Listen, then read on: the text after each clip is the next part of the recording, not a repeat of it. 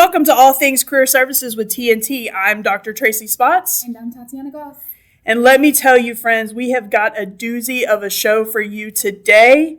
We have the president of Bluegrass Community and Technical College here with us today, Dr. Greg Feeney, and he is going to answer some questions for us that the inquiring minds want to know. How are you today, Dr. Feeney? Doing very well. Thank you very much. So happy to be here. Awesome. All right. Well, I think we'll just go on and get started.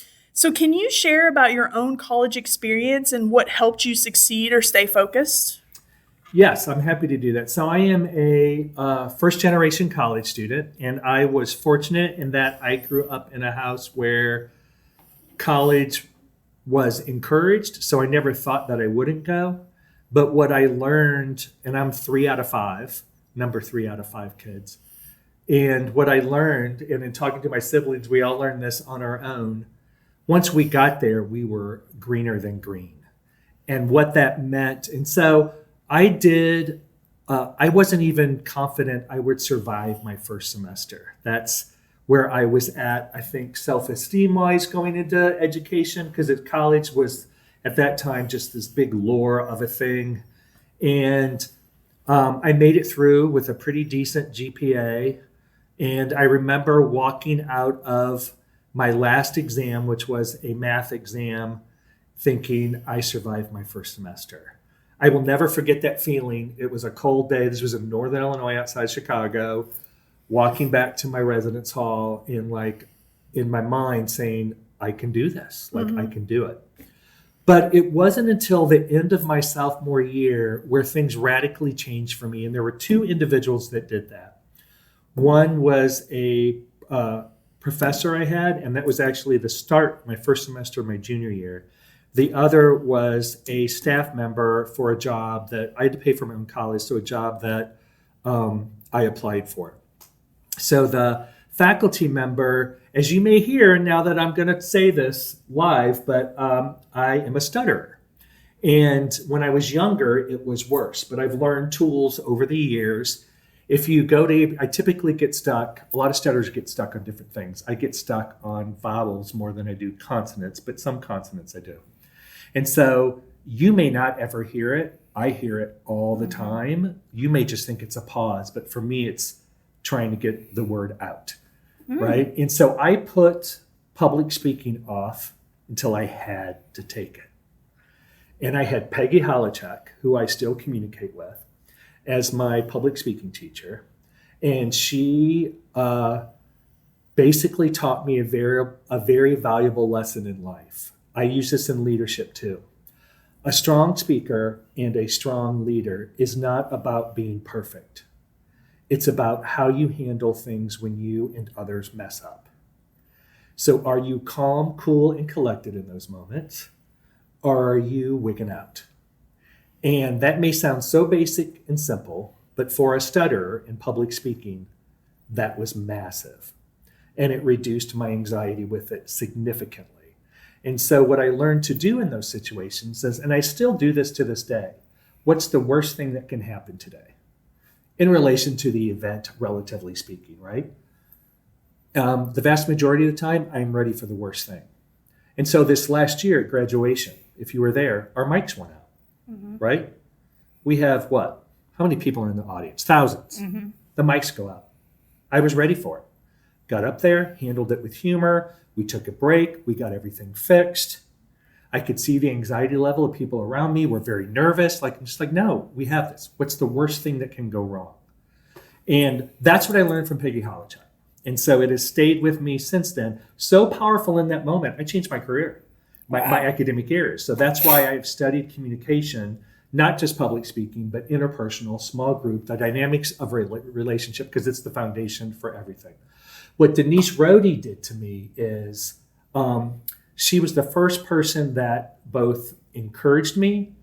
I grew up in a classic Irish family. You don't give compliments. And so she was the first person who started to identify things about my personality and my skill set that were positive. And she just didn't say them to me. She would say them in front of other people. And at first, I hated it. I was so embarrassed in that. And she had those conversations with me. So she really invested in me. And that was radical for me to feel believed in. And also, she was not shy about correcting me either and pushing me if she thought I wasn't doing my best. And so while I started very green, I ended up in a very strong spot. Not so much about myself. The drive was there. I didn't know how. I didn't know how to get there.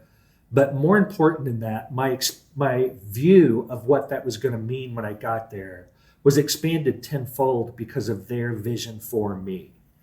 And that's a lot of what we do here. I see with our current students, with the students at a community college, which is part of the reason why I love being at a community college, is sometimes the biggest hurdle is that they can do it.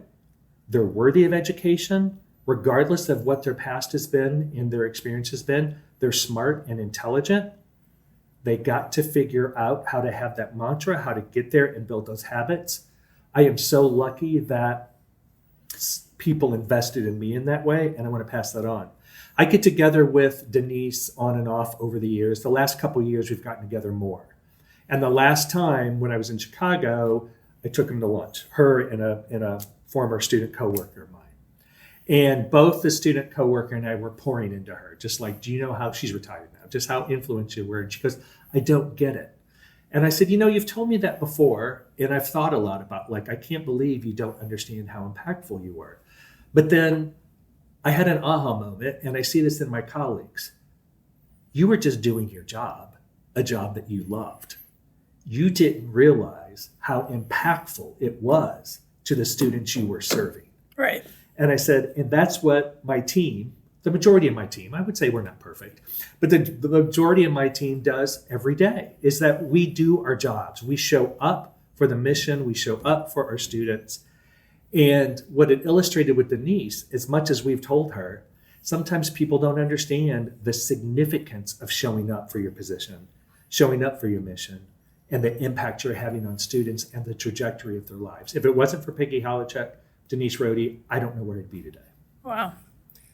I think we all have those people in our lives, especially going through school. I know that I've been blessed that I have former students who reach out to me to this day and say, thank you for everything that you, so I know it matters. What we do matters. So, okay. Tatiana? Yeah, so it sounds like they have had a huge impact on you, and you've had a huge impact on a lot of us here at the college. What inspired you to pursue a career in higher education leadership? So I'm going to give you another long answer to that. So we're probably going to get through 4 of these questions. But I've admired people who have I want to be a nurse since age 5, right? Or whatever. I want to be a doctor. I want to be an accountant. I was never one of those people. I just knew I wanted to do a job that I loved, and I wanted to be impactful. When I first finished my bachelor's, I applied for jobs, but at the same time, I applied for graduate school. One of the people that was in my ear telling me, you need to go to graduate school right away, at least for your master's, was Denise. And I worship the woman then, I do now. She was a major mentor for me. So I was lucky enough to get support for that through the school. So I stayed right on at Northern Illinois. I did my bachelor's and master's right in a row. When I finished that, I was so over school because it was 6 years, a lot, a master's program, a lot for a student like me. So I wanted to work and I wanted to make money. That was kind of my deal, right? And so I was landed a job with a small company that was a subsidiary of Panasonic in the Chicago area. Flash forward 6 months later, I'm at a holiday party in the Chicago area, and a friend of my dad's is at the party, and which is about an hour and a half to 2 hours away from where he lives. And he was asking me about my degree, talking about what I'm doing, talking about what I learned. And about 45 minutes in, I was thinking, will I ever escape this person? Right? Just candidly, because it was a holiday party.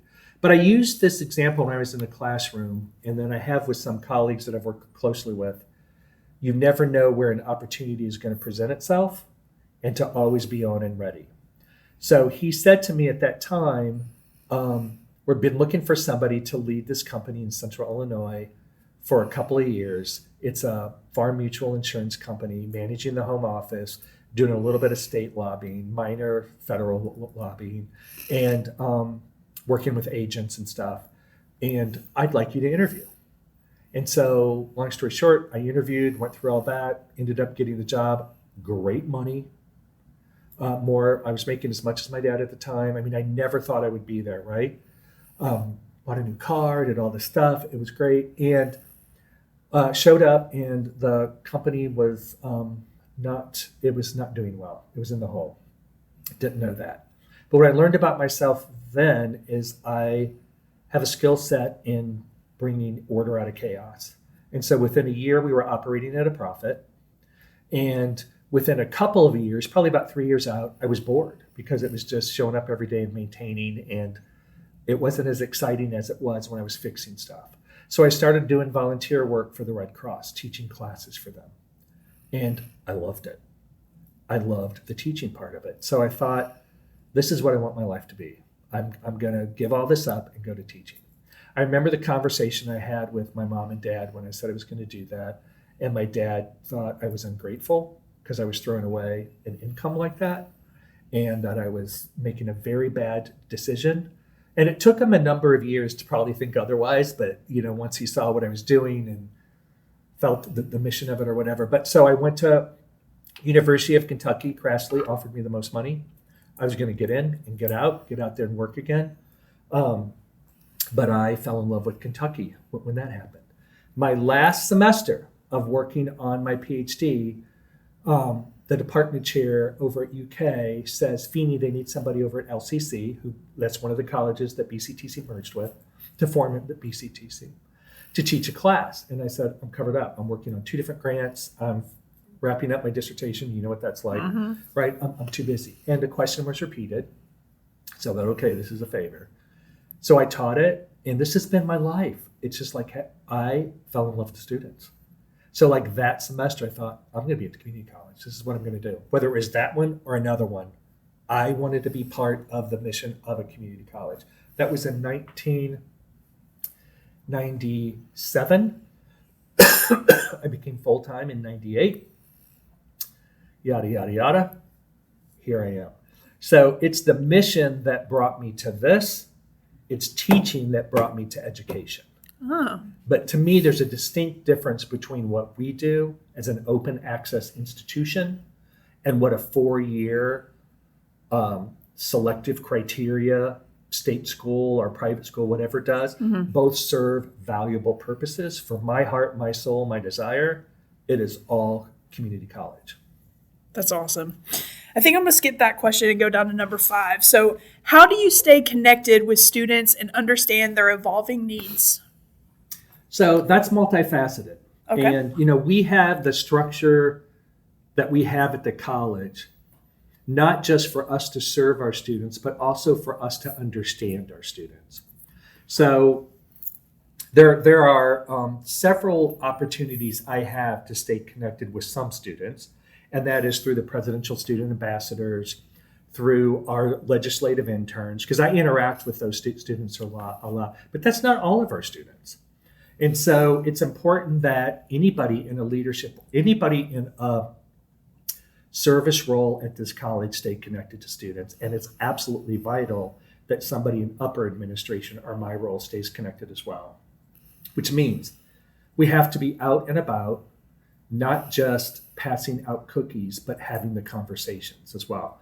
And the first time, and I learned the value of that. This was a good lesson for me, the value of what passing out cookies, and I use that example purposely, how it provides for those conversations. So when I was first in this role, one of the Meet Feeney events or whatever was me passing out cookies to students at campuses. And at first, I can be really candid here, I gave our marketing lead a hard time, this is I'm a puppet. This means nothing. I want to do something meaningful. And she pushed really hard on it. And I was naive. As goofy as passing out cookies may sound, I had some good conversations with students. And one of those students was on one of our campuses that I found out through passing out a cookie and her asking for a second cookie. She was homeless, hadn't had a meal in a while, By the end of that day, we had housing for them and we were able to get them food. That's phenomenal. So you have to listen. You have to bring your skill set to it. And listening isn't more than just saying, hey, I'm your president. This is great. It's like when you say stuff like that, you're assessing how they're answering. You're assessing if they're making eye contact, if they look happy, if they look sad, and you're doing the follow-up. And also, you need to listen to your team. You need to listen to your team on what their experience has been with students, what the concerns are, and also follow the data. We know from our data that housing continues to be an issue, transportation continues to be an issue, food continues to be an issue, finances to cover tuition. So you have to listen to your team, follow the data and all that as well. It's complex. As soon as the job becomes more about your office or your team and less about recognizing this is a structure to support our mission, which is access and success, you've lost it. You have to stay focused on that mission. Absolutely. Perfect. You kind of answered this one already, but is there any other advice you would give to students who aspire to be future leaders? You mentioned listening to your team, serving them, having conversations with them, the data. Is there anything else? So for a student who wants to be a leader, number one is you can do it. I don't care who you are, you can do it. You may be in the position where if you're lost and bewildered, you need more coaching, but you know what? You'll get that here. All we need are people to say that I'm interested in it, I can do it, we will invest in you. So that's the foundation. The other is put yourself out there, seek opportunities, explore it.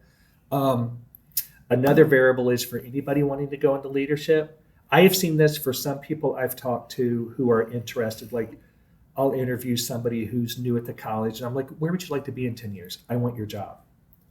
And while I appreciate that drive, I often think like, but you don't even know what it is yet. And do you even know who we are yet and what this mission is? And so leaders who want to be leaders for leadership's sake, candidly, always make me nervous. Leaders who want to be leaders because they strongly believe in the mission and they're passionate about it and they want to be part of the team that helps us get there and overcome all the obstacles, those people give me chills and motivate me because that's what it's about. So to anybody, whether it's an employee or whether it's a student who says, I want this, whatever it is, whether it's with us or a company or whatever, stay connected to the mission and make sure you believe in the mission. If you want a happy life, you win the lottery, you get to do whatever you want. But I spend a lot of time at work, no matter what job I've had. I need to feel connected to it. I need to enjoy it. You'll have a happier life with a lot of time you're spending there if you feel connected to that mission. And also, focus on what you're doing now. So if you're in a job, knock it out of the park. And opportunities, the majority of the time, are going to present or be presented to you rather than you having to seek them out. Or at least if you do seek them out, you're going to be more competitive. One of the things I tell my own kids, and when I'm in front of students, if we're talking about stuff like this, I will say, how you live your life, the more education you pursue, the more connections you make, how well you treat people and honor who people are, the more likely you're going to be in the position of saying yes or no in life. And to me, that is freedom. If you are in the position where you never get to say yes or no, and you're just forced, like I have to take this job because I have no choice, I have to do this because I have all those responsibilities, you're trapped. But if you are in the position where you get to choose what fits best for you, you get to make the choices for your family and you're not forced into something, that is powerful. And that's what I want to do for my own kids, and that's what I want to do for students. Awesome. So switching gears a little bit, let's talk a little bit about BCTC now. So how does this year's vision support student success, especially for those navigating college for the first time? So this is a little probably un-PC, and there is and that probably scares you, but it won't. Once I say it, it won't be bad. I don't think it will be. But my freshman year English teacher in college used the KISS method. You're probably too young to know the KISS method. Yeah, what's the KISS method? So the KISS method in writing was keep it simple, stupid. Okay. So today you wouldn't say stupid, right? Right. So you might say keep it simple, silly, or something Yeah. like that. But it was based, and that is another, like I have mantras. I am a mantra person. And that's another one of my mantras, right? Don't like make things so complex they get lost. That's why like our current strategic plan I love, it's simple. Access, success, resources. Boom. Simple. Boom. Everything we do at the college relates to those three. Everything. And so in relation to the KISS method, for me, regardless of how we label it, nothing changes from those first two variables when it comes to students. We need to be intentional about expanding as many access points as possible. This last year, one thing that I'm tremendously proud of at this college is the prison education program. That is access, right? We picked up another adult ed program. That is access, not just to GED and ESL, that's access to our college, because by that being paired with a community college, those students can't do any college, they can with us, right? That's an access point. And so we need to not just rest in our laurels and be like, great, we have all these access points.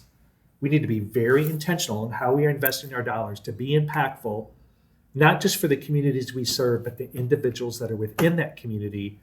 And if you change them, you are changing the community. The other one is success. As crass as this sounds, who cares if we get them in if they're not being successful? And so we need to do everything we can to make sure that we're not only getting them here, but that we're retaining them. And retention is success. Mm-hmm. So often asked, like, how do you measure success? It's those two things, access and success. And success is retention, completion, retention or graduation, right? It's those two things. And also a little bit beyond that, what's the student's goals? So if the student's life does not dictate that they're heavily involved, then we support them in the context of their life. If the student can be heavily involved and they want to, we need to pour into that too. That's part of the success. And so this next year to me is all about, we are trending positive. We have been since 2016 on both of those variables, in access and success. But if you were to ask me if 100% is where we should be, knowing we'll never be perfect, where are we in that realm? I'd say we're probably at 70. So we have a lot of opportunity, a lot of work to do, not just like we're good and we're highly respected in the system, in the state, the difference we're making. I don't care. These are students' lives. This is our community that we're serving. I want to be like the nation is looking at art because we have the talent here to make this happen. I want us to be that college that is getting it right. I like that. So what role do you see career services, faculty, and staff playing in helping students achieve their goals? So, I mean, we're only as good as our team. So faculty and staff, and that is staff A to Z, right, in every role, is vital. I mean, if we don't have a strong faculty and staff, then we're not there. And that's why one of my goals is to honor our faculty and staff better than they're being honored now, right? And so as an example, we're better than we were last year because of not only did we have statewide raises, but we did some ourselves. And we did that because that's what I and LET, the team, but that's what we believe in. We need the investment and return. And so we made some critical budget choices this year so we could fund that additional salary. My goal, and this is a lofty goal, but it's achievable, is that we are hiring in at market. And all of our employees are at market at a minimum. That's going to take a lot of strategizing, but our team deserves it. And this isn't just about paying people well, it's about recognizing, and there's all kinds of stuff on this, you can read about it, recognizing what paying people well or better leads to, right? So it means you are more likely to retain really good talent. It means you're more likely to attract really good talent. And our students, our mission, need both of those. We need people that have been here and are dedicated and will remain dedicated and they're honored and they might stay with us a little longer, or they don't have to make a tough choice like, I love this work, but I can't afford to have this second kid that I'm having, so I have to go somewhere else. I don't want that choice to have to be there. I want to be able to keep those folks. And then also just to pull that talent in, as I said. The other thing is this is an opportunity for impact for our college. And this is why both through grant dollars and college investment, we've started to put more into career services. So if you've heard me talk about this publicly before, I have 3 goals, one being short-term, medium, and long goals for career services. One is that we serve our current students, right? And that we have a strong career services area that, in my mind, I hope and will do my part, that it continually grows and we invest in supporting our students in that way. So we're not just giving them an education, but like I was fortunate enough where Denise and other people did that for me, not through a career center, but through mentoring, but not everybody gets that. How can we get them to think like, why does this degree matter? How is this going to help me? And I was one of those students that couldn't put that together without somebody guiding me. It's like, okay, this is valuable. This English class, this history class, this class that we look at, this art class, to where, often gets dismissed. No, this relates to my skill set. And so that's number one. Number two is that we expand it to where we are intentionally supporting our alumni. So our career services are for current students and alumni. Number three is that we support the community. Whether you are a student here or not, we are your local community college. And if you need help in relation to your career, building a skill set, writing a resume, whatever it is, interviews, that we are here to serve our community as well.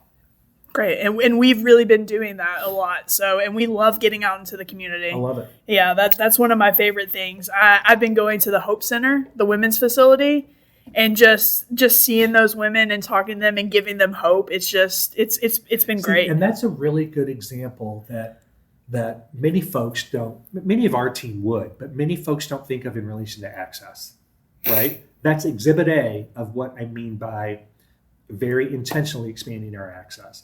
It's not just going to high schools and recruiting. Right. It's not just going to our industry partners and recruiting there. Both of those are valuable, incredibly valuable, but this is too. Right. And not a lot of colleges are as intentional as we are in doing that. And as we build our resources and candidly experience some of that return, all that builds on itself with how likely you are to be funded by a grant and do all this various stuff like you guys have had, right? Yeah. And it allows you to then ramp it up a bit and invest even more. Exactly. So we each have a couple more questions because we're getting to the end of time. This has been phenomenal. So Tatiana, do you want to ask your next question and then? Yeah. So how do you personally stay inspired and grounded in a demanding leadership role? So like anybody, to be honest, I'm human. That means there's days that I go home and I'm thinking, why am I doing this? Why am I adding this level of stress to my life and blah, blah, blah. And then I hear a really good student story or a not so good student story, a painful experience that somebody shares with me. And the really good student story is awesome as far as recognizing the impact that we make as a team. Our theme for this year's convocation is Together We Thrive. Love that. And that's very valid. On the other end, when we get it wrong, the consequences can be dire, meaning that somebody steps away from us. Here's a good example. I had a student that is now in their early 30s. They came back. They have their master's now. They're interested in working here. They quit LCC. It was LCC at the time. It was that long ago. Because they showed up, they couldn't afford a parking pass. This is when we were on UK's campus. They showed up and they didn't have a quarter to put in the meter. And he said, that's the day I quit school. And it took me years to get back on the track. And he said, I don't want anybody to ever be in that position again. Now, where I love who this student is and that you love even more that he's the type of person that wants to make it better for somebody like him who experienced that. It demonstrates to me, and that was a long time ago, but we don't know all of our students, and we need to get to know every little nuance and really understand the challenges they face, because that's a very good example of how dire it is. Somebody steps away over 25 cents. right? And where we need to work to get it right. So my last two questions are kind of not really personal, but can be kind of deemed a little bit more personal. So first, inquiring minds want to know, what has been your proudest accomplishment as a president so far at BCTC? Can I tell you two things? Please. All right. So, actually, I'm gonna ramble. Okay, ramble. All right. You ramble. Tell us all the great things. I am very proud of first of all, just overall, the college's impact. Right. I mean, we're rocking it. But I'm gonna get very specific with a few things. Workforce Solutions today is radically different than it was 5 years ago. I've been involved with it as provost and in this role. I am so thrilled at where our workforce is at for our college and more importantly for our community. The change that area has taken and how we are looked at the system level, meaning the impact we are making in this state, is radically different. And it demonstrates very clearly the difference leadership can make, right? And so I'm giving credit to the whole team, but the leader over that area, Dr. Aaron Tipton, has made a huge difference. The other is one of our graduation speakers this year. So I'm very proud that this is our mission. Came to us 3 years ago, three and a half, 4 years ago, and I may be getting those numbers wrong. But anyway, she started with us in adult ed, which means that she wasn't college ready. And she graduated with us. She didn't even think she was college material. She just knew that she needed to improve her English. She left us this last year as our top Associate of Science graduate. Gave the graduation speech and I talked at graduation. I give a speech. She blew everybody away that spoke. Everybody. Wow. Right? She made me look like a novice. But it's because her story is amazing and she's great at telling it. Not only was she the #1 Associate of Science graduate, she's going to the College of Engineering at UK with a scholarship. So this is somebody who the answer would have been, you talk about yes or no, the answer would have only been no if community colleges didn't exist. And then if BCTC didn't exist, because just to be selfish and self-centered, we worked to get it right. Who knows if they would have gotten it right, but we did. And that student started in adult ed, and they completed as not just a top student, but a scholarship level student, like I can do anything in a very short amount of time. That is a success story.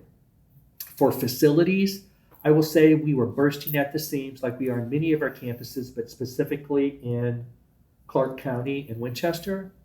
And we were having to limit the amount of dual credit we are doing. There's a building across the street that was a very expensive building. We knew that we could only afford $3.5 million.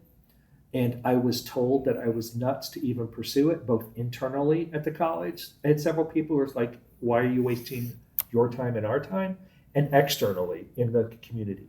But I also had people in the community that believed in it. And there are enough people in this college that believed in it that we kept pushing it forward, did a lot of talking to the people that owned it. Long story short, they wrote off a lot of the profit that they could have had, and we got that building for 3.5. That will radically change how we are able to complete our mission and access for more students in dual credit, additional programs for Clark, Estill, Madison, and the surrounding area.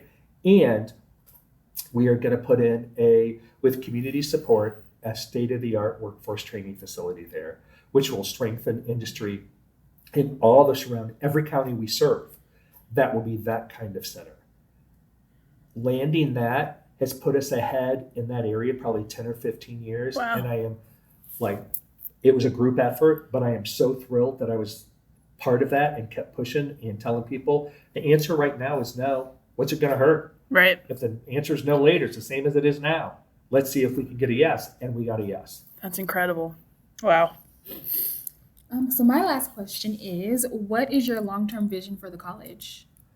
I kind of revealed that a bit. My long-term vision for the college is I'm going to restate two specific things.